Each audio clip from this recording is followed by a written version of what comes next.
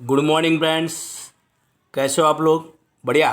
ठीक है फ्रेंड्स, आज लेंगे सम नंबर 3। वो भी मिस्टेक्स है। कई बार होती है कि मिस्टेक्स जो होती है उसको जनरल प्रॉपर के थ्रू, बराबर, नोट के थ्रू हमें रेक्टिफाई करना पड़ता है। तो यहाँ पे ट्रांजेक्शन नंबर 1 है,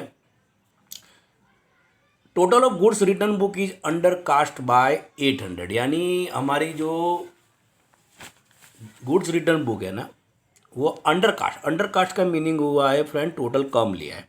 तो सीधी बात है, उसको रेक्टिफाई करने के क्या करना पड़ेगा। अब गुड्स रिटर्न बुक है, दैट मीन्स आपका परचेज रिटर्न बुक हुआ, क्योंकि हम गुड्स रिटर्न कर रहे हैं तो परचेज रिटर्न ही होगा।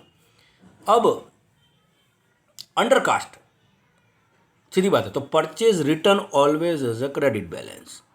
Purchase return always as a credit balance. तो सीधी बात है कि हमें कौन सी साइड पे जाना पड़ेगा, क्रेडिट साइड, और पर्टिकुलर के कॉलम में लिखना पड़ेगा being the total of goods return book is under cast. Done.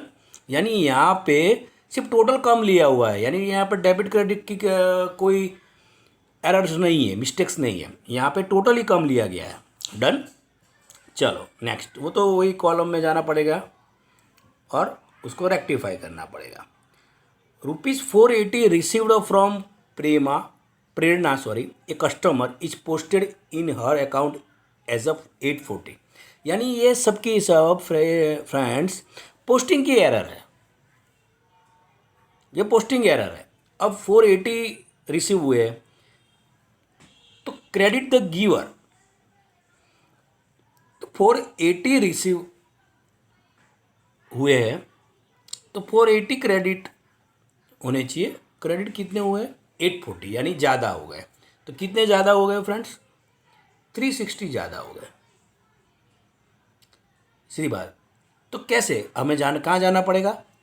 प्रेरणा के अकाउंट में। कौन सी साइड पे जाना पड़ेगा? डेबिट साइड पे, क्योंकि क्रेडिट साइड फ्रेंड्स ज़्यादा हो गए हैं क्रेडिट। तो जितनी अमाउंट ज़्यादा क्रेडिट हो गई है उसको रेक्टिफाई करने, क्योंकि ये पोस्टिंग एरर है तो फ्रेंड डेबिट क्रेडिट तो होगा नहीं। हमें सिर्फ एक ही साइड पे नरेशन यानी पर्टिकुलर में जाके ही मेरे उसको पोस्टिंग में यानी लेजर में जाके हमें रेक्टिफाई करनी पड़ेगी एरर्स को। I am repeating my dear friend, these all are posting errors. सिर्फ अमाउंट गलत लिख ली, अकाउंट भी सही होगा, ठीक है, ठीक है, टोटल ज़्यादा ले लिया होगा। तो यहाँ पे ये credit the giver, that means credit side amount हमने ज़्यादा डाल दी है, तो उसको रेक्टिफाई करने के लिए वही अकाउंट में डेबिट साइड जाना पड़ेगा। और being excess amount credited bye mistakes, यही पर्टिकुलर में हमें लिखना पड़ेगा। ठीक है फ्रेंड, यही जनरल प्रॉपर से हम उसको रेक्टिफाई करेंगे। Done. Number 3, balance of ₹5,000 of Kaushik's account, a debtors always as a debit balance is left unrecorded in trial balance. यानी ट्रायल बैलेंस में रिकॉर्ड ही नहीं किया है तो हमें तो रिकॉर्ड करना पड़ेगा। तो सीधी बात है, कहाँ जाना पड़ेगा हमें? कौशिक के अकाउंट में, ठीक है, कौशिक के अकाउंट में, उसका ही अकाउंट है, और debit side column of the trial balance, हमें वही ट्रायल बैलेंस में वही मेंशन करना पड़ेगा, क्योंकि डेबिट साइड ही जाना पड़ेगा ट्रायल बैलेंस। तो 5,000 हम जो बैलेंस है वो हम कौशिक से अकाउंट्स के ट्रायल बैलेंस में मेंशन कर देंगे।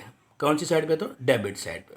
नंबर 4 फ्रेंड्स, ठीक है, अकाउंट की प्रैक्टिस होगी तो इजीली आप उसको सॉल्व कर पाओगे।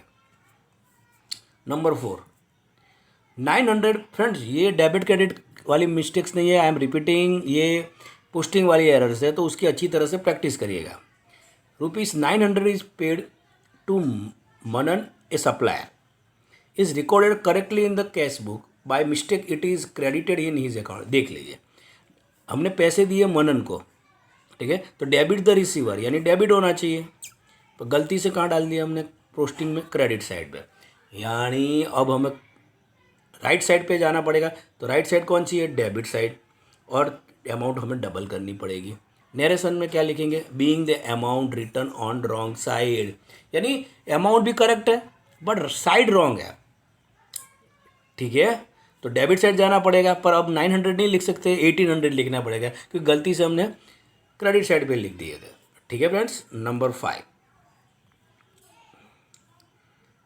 Salary paid ₹1000 is debited twice to salary account. 2 बार सैलरी अकाउंट में डेबिट हो गया तो एक बार क्रेडिट कर दो। ठीक है, एक बार हमें क्या करना पड़ेगा, क्रेडिट करना पड़ेगा। अब लिखेंगे क्या, वही नरेशन में, being the amount debited twice by mistakes. ठीक है, एक एक ही साइड पे एंट्री 2 बार डाल दी है तो हमें सीधी बात है, डेबिट साइड 2 बार डाल दी तो एक बार हम अब क्रेडिट कर देते तो मिस्टेक्स को रेक्टिफाई कर पाएंगे। ठीक है, नंबर 6